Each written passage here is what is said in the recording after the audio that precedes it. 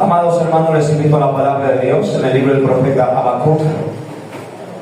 Libro del profeta Habacuc, capítulo 3, versos 17 y 18.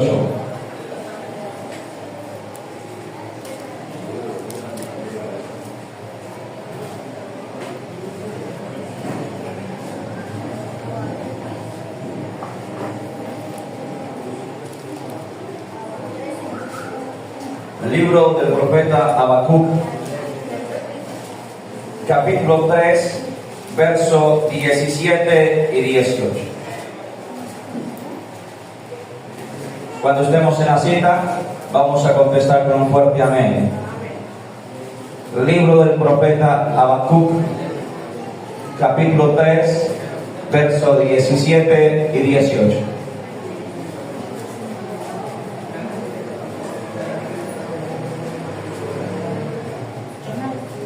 Estamos en el pasaje, iglesia. Vamos a leer la palabra de Dios con toda reverencia. En el nombre de Dios el Padre, de Jesucristo el Hijo, con la guianza del Espíritu Santo, la iglesia responde. Amén. Dice así en el nombre de Cristo Jesús, Habacuc capítulo 3, versos 17 y 18. Dice así en el nombre de Jesucristo de Nazaret. Aunque la higuera no florezca, ni en las vides haya frutos, aunque falte el producto de lo vivo y los labrados no den mantenimiento y las ovejas sean quitadas de la majada y no haya vacas en los corrales, con todo yo me alegraré en Jehová y me gozaré en el Dios de mi salvación. Vamos a leer el 19. Jehová el Señor es mi fortaleza. ¿Es mi qué? Mi fortaleza, el cual hace mis pies como de siervas y en mis alturas me hace andar. Amén y amén. Gloria al Señor. Puede sentarse, María. Palmas al Señor. La predicación con la cual cerramos esta secuencia, amada iglesia, titula El gozo en medio de las pruebas. Reitero el título de la enseñanza. Recuerden, hermanos amados, que yo he aconsejado traer su agenda, traer su cuaderno, apuntar allí cuando Dios habla su vida. Yo sé que en su casa, al leer nuevamente, Dios le va a volver a edificar. Amén. El gozo en medio de las pruebas. Hoy es la última enseñanza de esta secuencia que se ha titulado La doctrina del sufrimiento. Entonces, amada iglesia, el gozo en medio de las pruebas. Y aquí habla el profeta Habacuc, amada iglesia. Y Habacuc, profeta de Dios, le había sido revelado que prontamente vendría el pueblo de Babilonia, los caldeos, que caerían sobre Judá, sobre Jerusalén, que serían cautivas las mujeres y los niños, que los hombres serían pasados a espada. Ese al profeta Habacuc le había sido revelado que sus ganados serían llevados, que sus ovejas serían quitadas, que sus vidas y sus cultivos ya no serían de ellos. Al profeta Habacuc había sido revelado que venía juicio de Dios, que venía prueba de Dios, que venía castigo de Dios por la desobediencia y por la maldad del pueblo de Israel. Pero el profeta muestra una confianza absoluta en Dios, como todo cristiano la debe tener hoy. El profeta muestra, amada iglesia, una confianza, un beneplácito. El profeta muestra, amado hermano, que está seguro en Dios a pesar de la prueba. Amén. A pesar de la dificultad. Y por eso es que el profeta escribe: aunque la higuera no florezca, ni en las vides haya fruto. Ahora, el preámbulo antes de esto, recuerde que la economía de aquel entonces se basaba en la agricultura y en la ganadería mayoritariamente. Amén. Entonces, cuando el profeta empieza a hacer esta descripción, básicamente el profeta está planteando un panorama económicamente sombrío.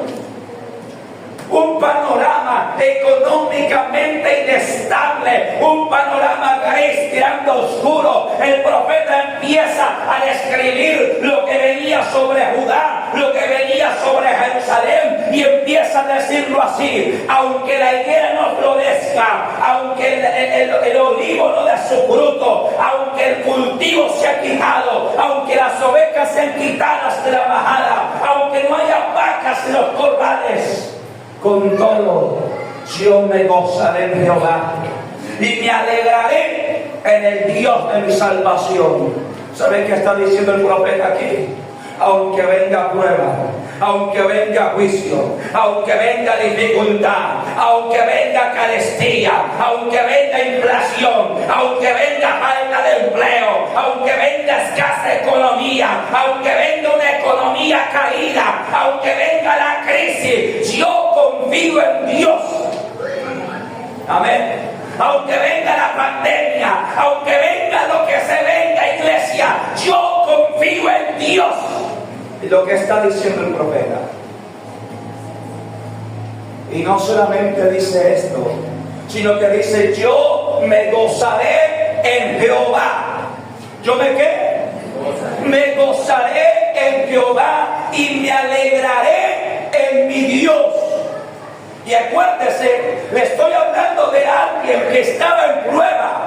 Le estoy hablando de una nación que estaba en dificultad, en crisis económica. Le estoy hablando de una nación, hermano, que estaba en un momento adverso. Pero este hombre tenía su confianza puesta en Dios. Iglesia que hoy me escucha, pon tu confianza en Dios. En medio de la prueba, confía en Dios. En medio de la dificultad, confía en Dios.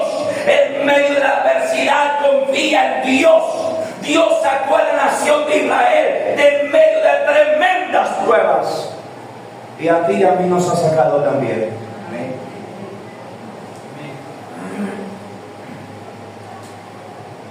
Amada iglesia, el profeta demuestra una confianza absoluta en Dios.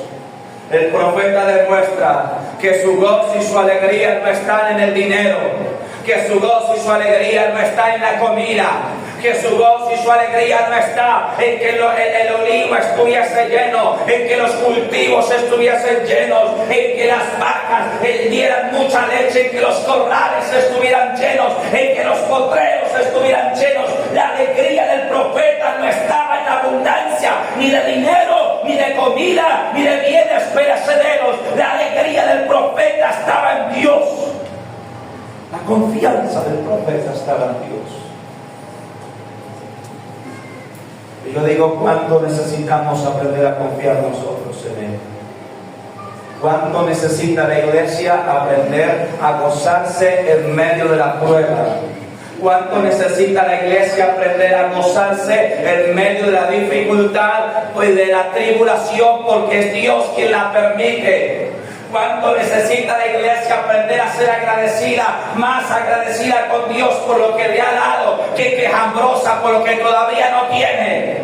Porque solemos ser un pueblo malagradecido, acostumbramos a ser un pueblo desagradecido, amada iglesia, que quejamos y lloramos por lo que todavía no tenemos, pero a veces se nos olvida las muchas misericordias que ya Dios nos ha dado. A veces se nos olvida que el Señor sanó nuestro cuerpo, que el Señor restauró nuestro hogar, que el Señor restauró nuestra familia. A veces se nos olvida que entregó su sangre en la cruz del Calvario para hacernos salvos. Mira, quiero que vayamos al libro de Deuteronomio, capítulo 8, verso 2 al 3.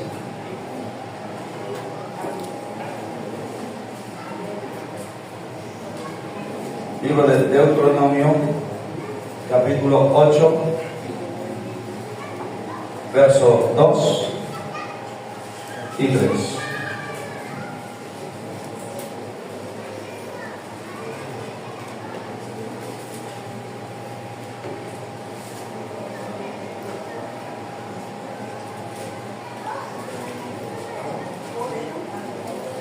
Deuteronomio, capítulo 8, versos 2 y 3. ¿Estamos allí, amada iglesia? Amén. Vamos a leer la palabra de Dios con toda reverencia en el nombre de Jesucristo. Dice así en el nombre de Jesús. Y te acordarás de todo el camino por donde te ha traído Jehová tu Dios estos 40 años en el desierto. Y mira, ¿para qué?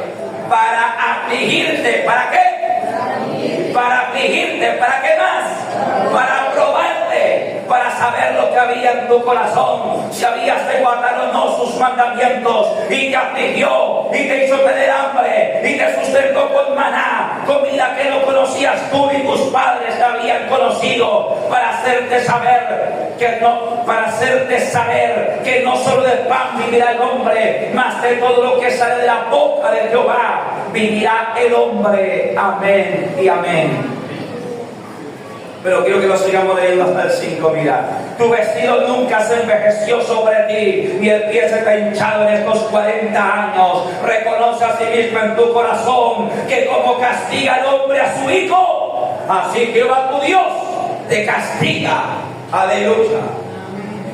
Mira, iglesia amada, hay algunos hermanos que creen que Dios no prueba. Hay algunos hermanos que solamente quieren o esperan de Dios abundancia, abundancia, abundancia. Hay algunos hermanos que les gusta pasar la palabra, la santa palabra profética, porque aquí Dios hace promesas que después se cumplen y que yo soy un testimonio vivo de ellas. Pero yo quiero decirte, amado hermano, que cada vez que Dios te hace una promesa de que, por ejemplo, te voy a usar, me vas a servir, vas a predicar mi palabra o te voy a prosperar, antes de eso Dios te va a probar, antes de eso Dios te va a capacitar, antes de eso Dios te va a quebrar en medio, te va a romper en pedazos. Amén. Porque así como tú llegas a la iglesia, no sirves. Déjame decirte, en cuanto al carácter estoy hablando claramente. Así como llegamos todos a la iglesia, orgullosos, prepotentes, vanidosos, engreídos, creyendo que somos fuertes por nosotros mismos, así no servimos. Y Dios tiene que quebrarnos. Dice la escritura que acabamos de leer: y te acordarás de todo el camino por donde te ha traído Jehová tu Dios estos 40 años. Le habló Dios al pueblo de Israel.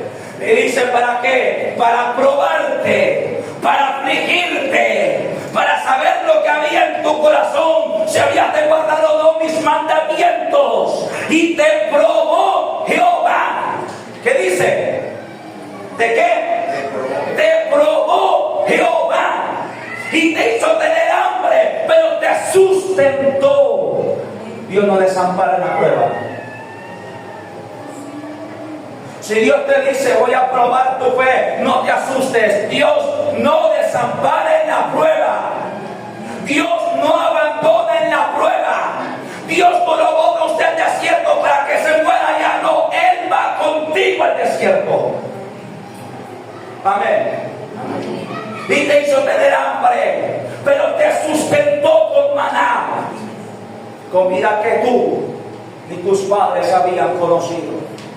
Para que sepas que no solo de pan vive el hombre, no solo de qué, de pan vive el hombre, sino de toda palabra que sale de la boca de Dios. De ella vive el hombre y por ella vive el hombre.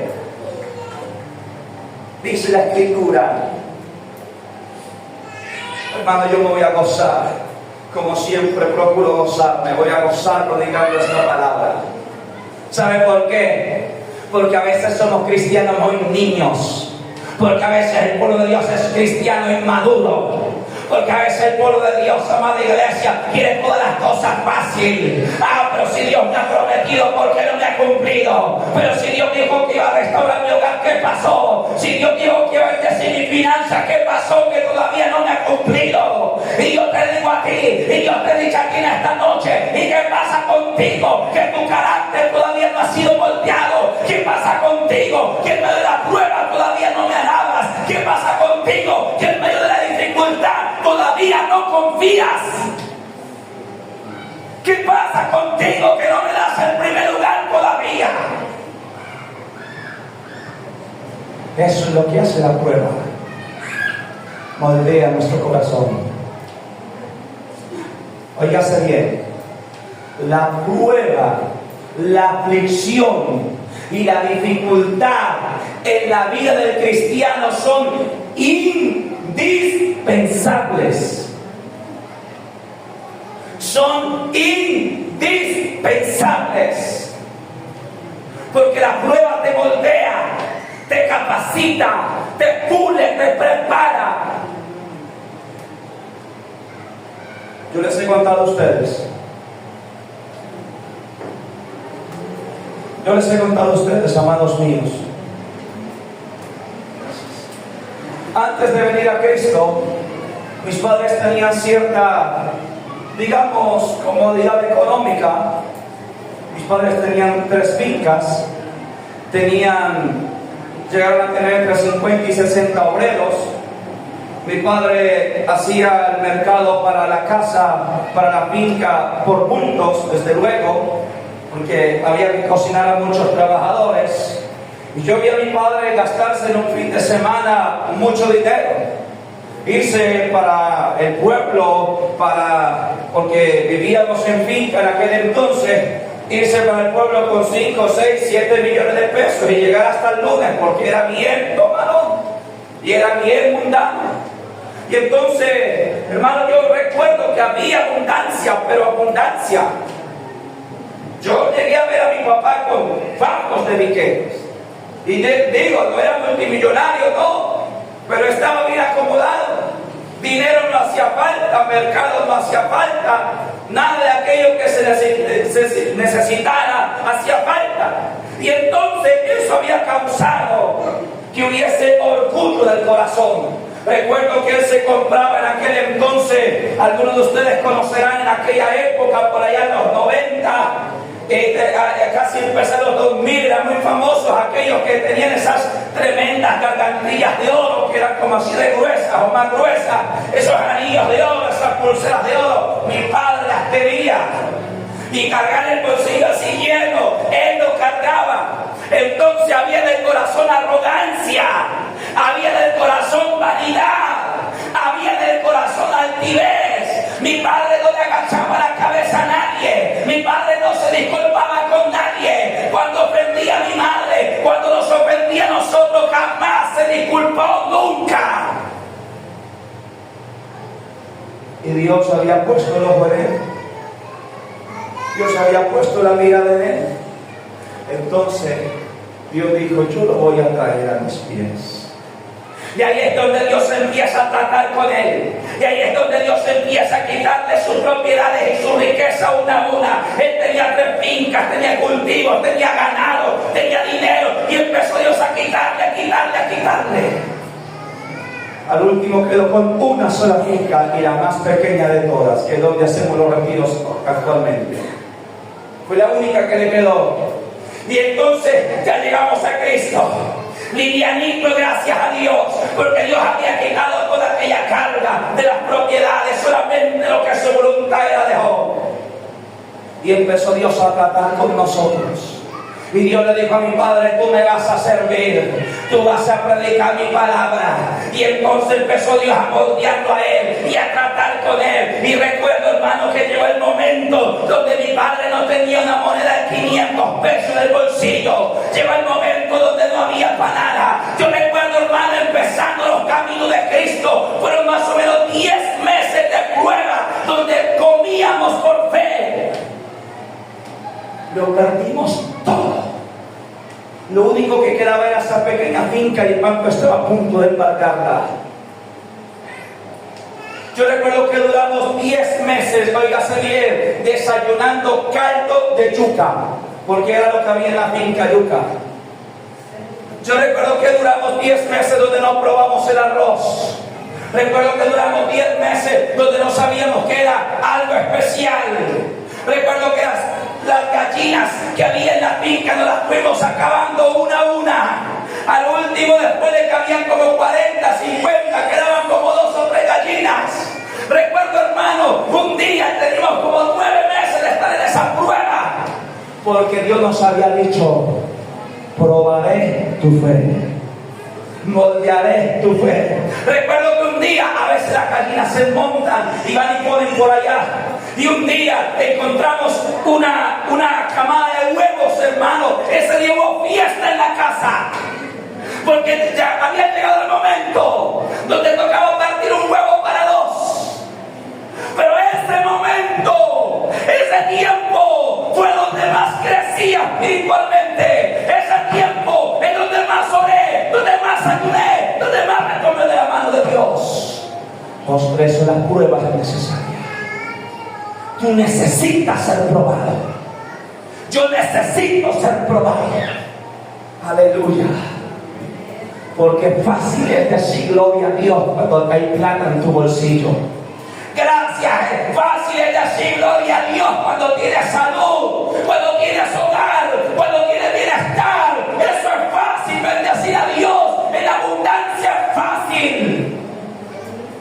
Pero dale gloria a Dios cuando tu bolsillo está vacío. Dale gloria a Dios cuando la enfermedad vino sobre ti. Dale gloria a Dios cuando el hogar está a punto de destruirse o fue destruido. Porque Él está tratando contigo. Amén. Él está tratando contigo, amada iglesia. ¿Y sabe qué es lo que pasa? Que en el tiempo de la prueba es donde crece nuestra fe. En el tiempo de la prueba donde moldea nuestro carácter, porque allí Dios enseñó a mi padre y a todos nosotros a agachar la cabeza. Allí aprendemos a ser humildes. Yo recuerdo que mi madre a veces botaba las olladas de comida, hermano, de alimento, porque hacía de más y era para botar. Yo recuerdo que en ese momento de la prueba aprendimos a agradecer cada plato de comida. Aprendimos a agradecer cada cosa que Dios ponía en nuestra mesa. Ahí es donde tú aprendes. Hay un dicho tradicional, común, que dice que la buena vida cansa, pero la mala mansa. Y yo te digo que la Biblia dice que tú y yo necesitamos ser afligidos. ¿Y sabe qué dice el salmista en el Salmo 119? Bueno me es haber sido humillado.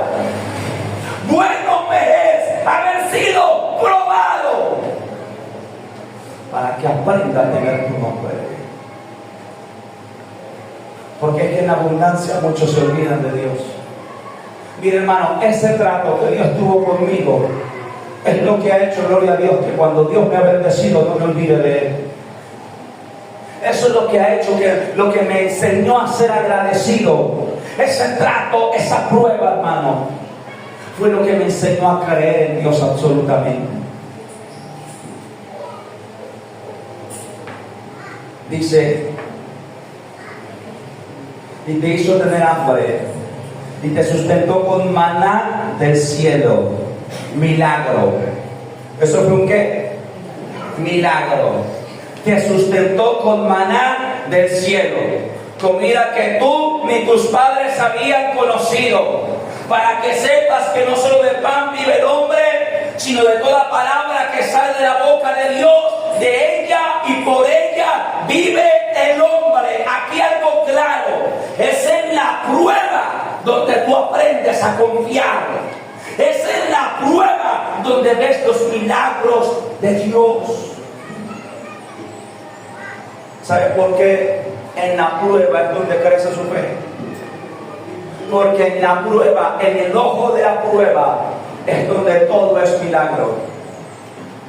Cuando tú estás siendo probado por Dios, tratado por Dios, todo es un milagro.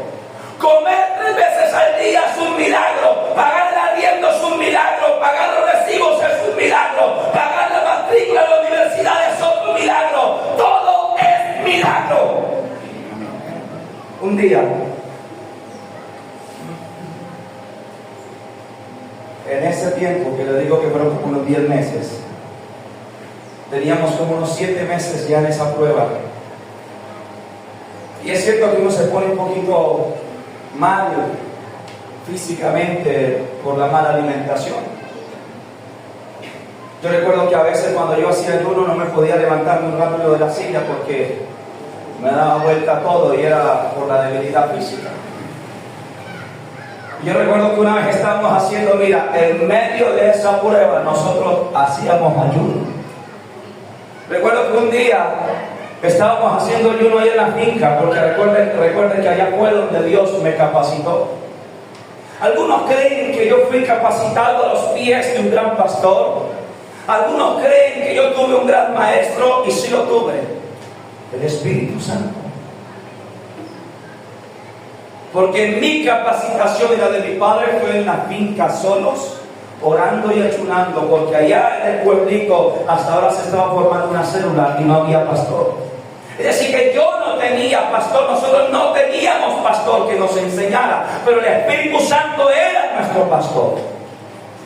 Yo recuerdo que un día, hermanos, y entramos un día sábado, creo que fue para terminar un ayuno ahí en la sala de la casa, en la sala de la finca, que algunos de ustedes la conocen. Eran las 10 de la mañana, estábamos en ayuno desde el día antes, desde el día viernes, y entramos el día siguiente, el sábado a las 10 de la mañana, para entregar el ayuno. Y cuando íbamos de entrada para el salón de la casa a hacer la alabanza y el servicio de entrega de ayuno, mi madre me dice: papito, no hay con qué levantar el ayuno. Yo le dije: ¿cómo, madre? Dijo: sí. El frijol que había, que no sé cómo, cuando empezamos esa prueba había una roba de frijol. El frijol que había se acabó. Desde hace meses que no probamos el arroz. No hay huevo, no hay carne, no hay con qué levantar el ayuno. Yo le dije a mi madre: Dios proveerá. Y entramos al saloncito de la casa para hacer la alabanza de la entrega de ayuno. Y cuando yo estaba haciendo la oración a las 12 del mediodía para terminar el ayuno, para entregar el ayuno, hermano, cuando hago la oración y estamos saliendo del saloncito ese, Dios sabe que no miento. Una vecina, algunos de ustedes la distinguen, la de la caseta, iba entrando por el patio de la casa y en su mano traía 1 libra de arroz, 1 libra de pasta, una cebolla, un tomate y un cuarto de pollo. Traía lo del almuerzo para levantar el ayuno. Dios sabe que no estoy mintiendo. Aleluya a Dios.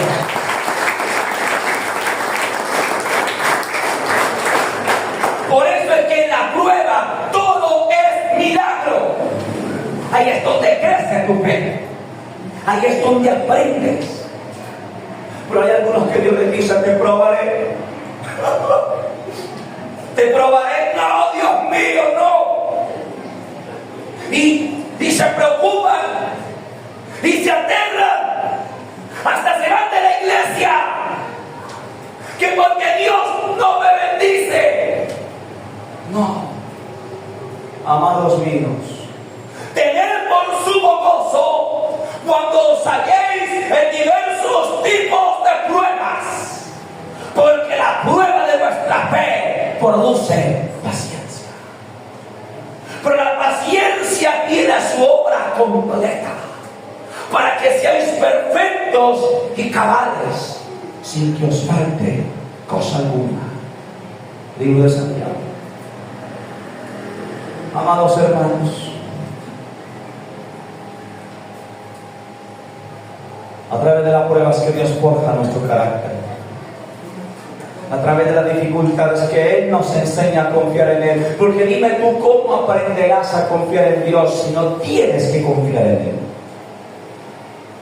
Es que la única forma de aprender a confiar en Dios es que sea la única opción. Dios te lleva a esas circunstancias. Dios te lleva a ti contra la pared y te dice: confías en mí, pues no haces nada. Hay circunstancias de la vida donde la única opción es Dios. Y Dios las permite. Amén. ¿Cuánto dan gloria a Dios? Amén.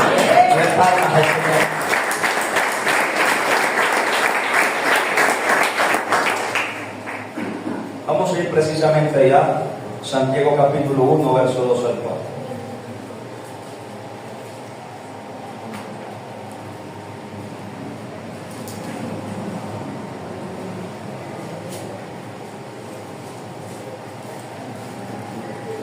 Libro de Santiago.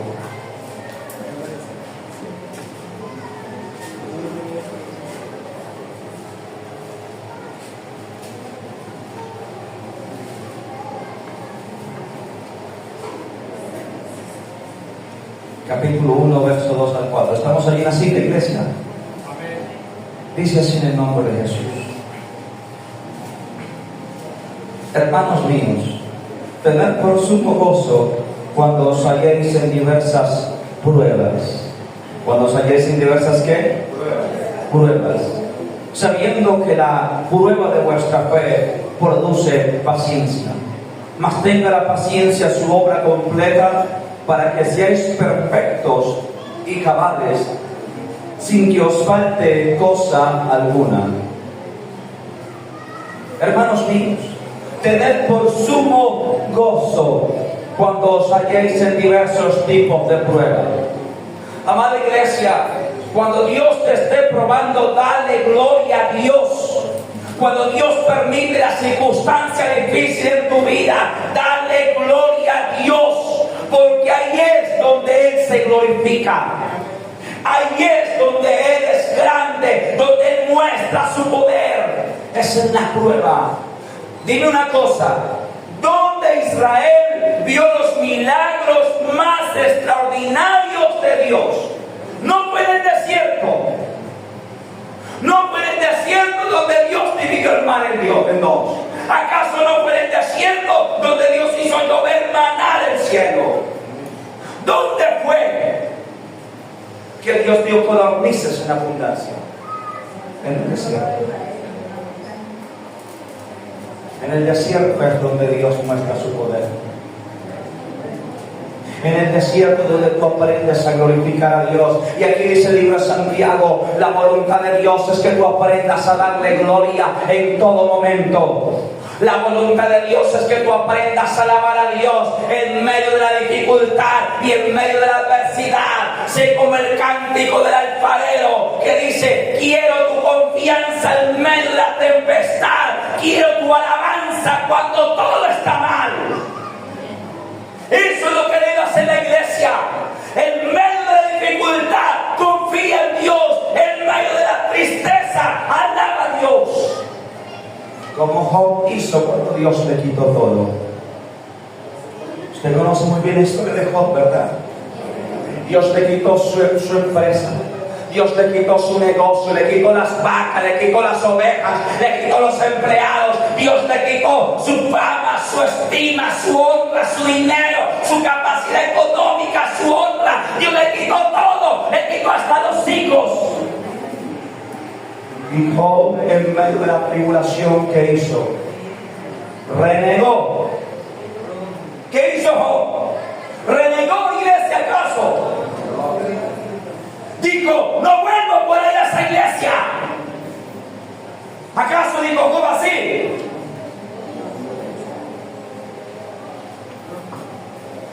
Job se postró en el piso y adoró. Cuando Dios le quitó todo, Job adoró. Dijo: Jehová Dios dio, Jehová Dios quitó. Sea Dios bendecido. Pero ¿quiénes somos nosotros, iglesia, para cuestionar a Dios? ¿Quién eres tú y quién soy yo para cuestionar a Dios? Para decirle: ¿por qué todavía no me bendices? ¿Por qué no me salió lo que yo quería? ¿Por qué no me salió el viaje? ¿Por qué no me salió el negocio? ¿Por qué no me salió el contrato como yo quería? ¿Quiénes somos nosotros? Si el que conoce todas las cosas es Dios, el que sabe que seguramente te ibas a torcer en el camino es Él.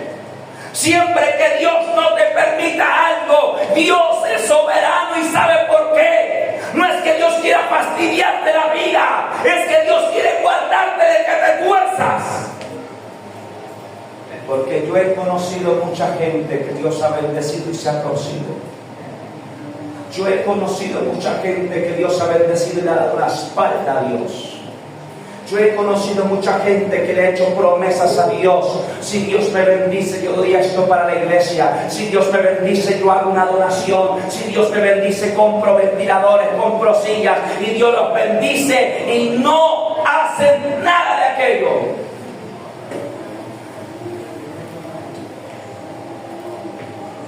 Y yo quiero aclarar, no es que yo pida,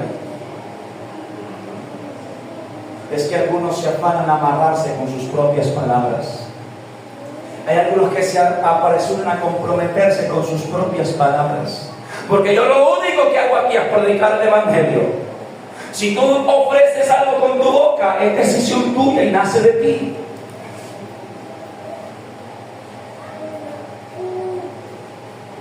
Ahora quiero que vayamos avanzando. Primera de Corintios capítulo 10, verso 13. Primera de Corintios capítulo 10, verso 13.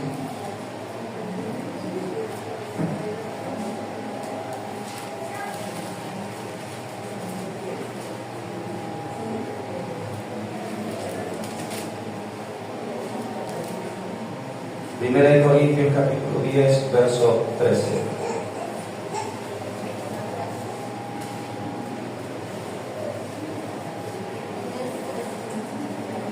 ¿Estamos allí? Dice así en el nombre de Jesús: no os ha sobrevenido ninguna tentación que no sea humana. ¿Que no sea qué? Humana. Pero fiel es Dios, que no os dejará ser tentados más de lo que podéis resistir, sino que dará también juntamente con la tentación la salida para que podáis soportar. Amén. Yo te quiero decir una cosa. La tentación, la prueba, la dificultad, Dios las permite.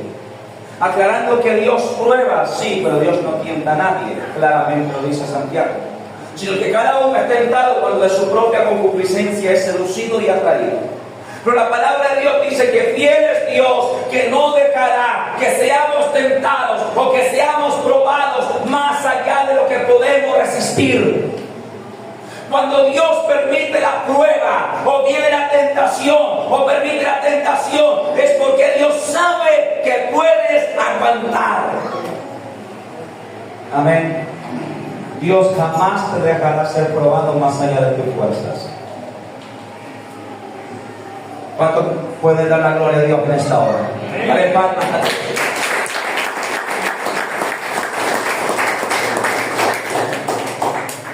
Óigase bien, Dios jamás dejará que tú seas probado más allá de tus propias fuerzas.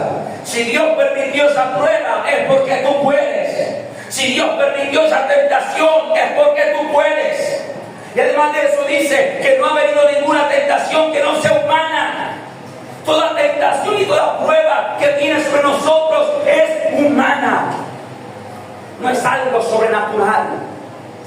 Usted nadie le pone un revólver en la cabeza para que peque o para que desista en medio de la prueba. Si usted desiste es porque usted quiere. Si usted sucumbe ante la tentación, ante la prueba, es porque usted quiso. Porque Dios no permitirá algo que tú no puedas soportar. Si no lo soportaste es porque no quisiste, pero tú podías. Ahora termina el texto diciendo: pero fiel es Dios, que juntamente con la tentación o con la prueba dará también la salida. Amén. Fiel es Dios, juntamente con la prueba, Dios da la salida. Yo recuerdo cuando terminaron los 10 meses de escasez por los cuales Dios nos pasó. Recuerdo que cuando fueron a terminar, llegó de visita un pariente que trajo una lonada de mercado, un bulto de mercado. Nosotros nos sorprendimos completamente. Y a partir de ese día, Dios empezó a bendecir nuestro trabajo, nuestra alacena, nuestra despensa. Recuerdo que mi papá cuenta que Dios le dijo en palabra profética: nunca más faltará el alimento sobre tu mesa. Y desde ahí, hermanos, nunca más hubo escasez de esa manera. Mi papá es una prueba fehaciente de él. Pesa como 100 kilos. Esto quiere decir que ya hace años que no está en prueba. Amén. Aleluya. Porque Dios cumple. Pero yo agradezco, hermano, yo hoy soy infinitamente agradecido por donde Dios me pasó. Hoy agradezco a Dios como probó nuestra vida, como forjó nuestro carácter. Hoy agradezco a Dios porque fue en medio de la prueba donde Dios quebró nuestro orgullo, nuestra arrogancia, nuestro ego, donde Dios nos quebró completamente y nos hizo de nuevo. Es en medio de la dificultad, de la enfermedad, de la prueba, donde tú le dices a Dios: haz conmigo como tú quieras. Es cuando la ciencia y la medicina no te dan esperanza de vida, que tú pones tu vida en las manos de Dios y le dices: aquí estoy, haga en mí como usted quiera. Aquí hay más de un hermano que Dios lo devolvió de la muerte. Aquí hay más de un hermano y una hermana que estuvo ya desahuciado por los médicos y Dios le dio vida otra vez. Pero es ahí donde usted se abandona. Es ahí donde usted se entrega en las manos de Dios.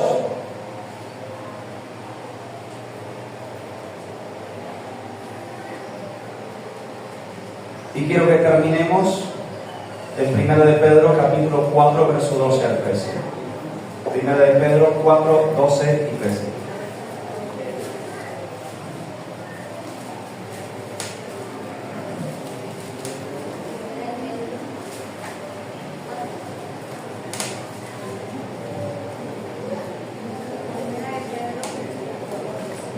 Primera de Pedro, capítulo 4, versos 12 y 13. ¿Estamos en la cita, iglesia? ¿Cuántos dicen amén? Primera de Pedro 4, versos 12 y 13. Dice así en el nombre de Jesús: amados, no os sorprendáis del fuego de la prueba que os ha sobrevenido, como si alguna cosa extraña os aconteciese, sino gozaos por cuanto sois participantes de los padecimientos de Cristo, para que también en la revelación de su gloria os gocéis con gran alegría. Amén. Mira cómo terminamos esta prédica y cómo termina Pedro aquí. Amados, no os sorprendáis del fuego de la prueba que os ha sobrevenido, como si alguna cosa extraña os aconteciese. No se extrañen, sino gozaos por cuanto sois participantes de los padecimientos de Cristo. ¿Sois participantes de qué? De los padecimientos de Cristo. A ver, ¿cuántos aquí son de Cristo? Amén. No todos. ¿Cuántos aquí son cristianos? Amén. Usted, cristiano que me escucha, usted es participante de los padecimientos de Cristo. ¿Cuántos dicen amén? Amén. Aleluya.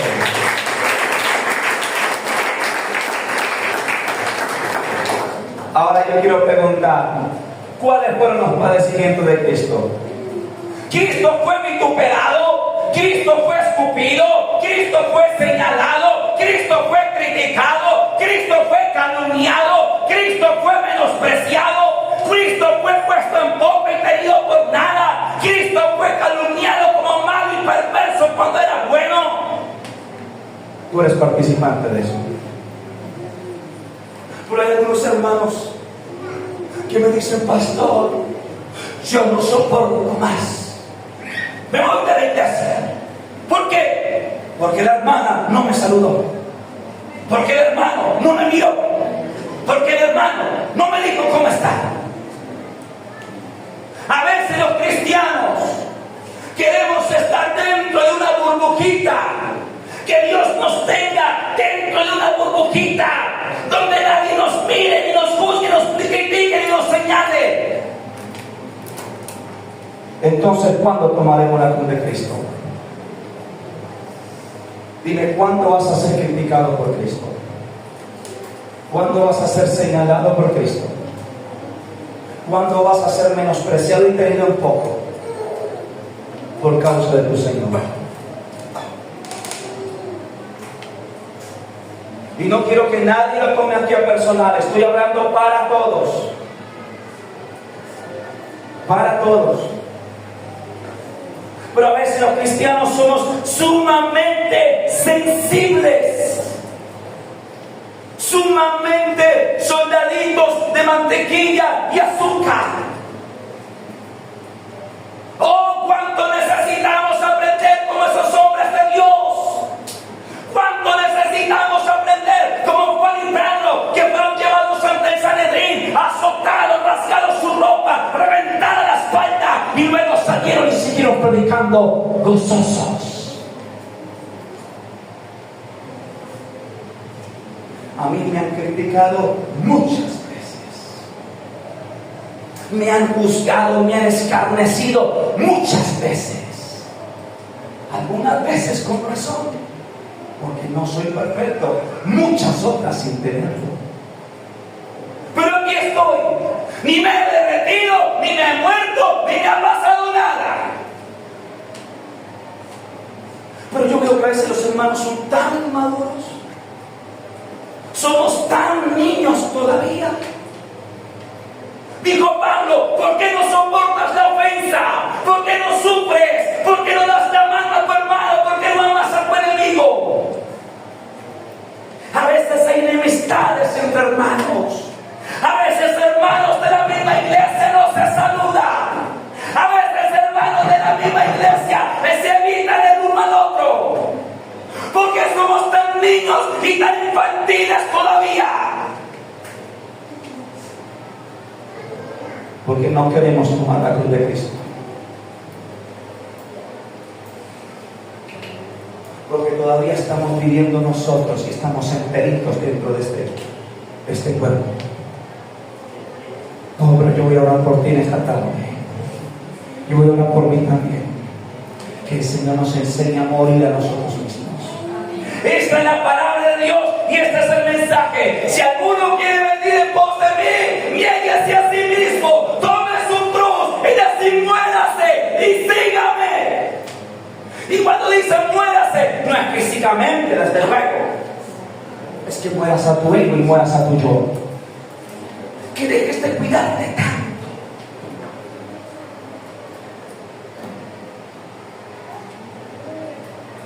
Por eso es que necesitamos ser probados.